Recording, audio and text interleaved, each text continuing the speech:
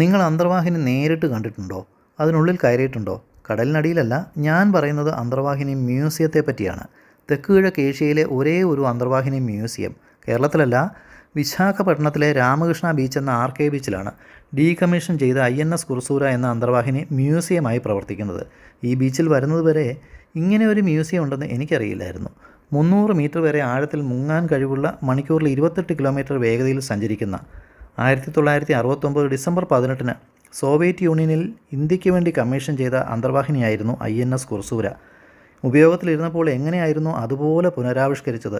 സമുദ്രത്തിൽ നിന്നും കരയിൽ കയറ്റാൻ 18 മാസം വേണ്ടി വന്ന അന്തർവാഹിനി. അകത്ത് പ്രവേശിക്കാൻ ഒരാൾക്ക് 70 രൂപയും വീഡിയോ ക്യാമറയ്ക്ക് 200 രൂപയും ടിക്കറ്റ് എടുക്കണം.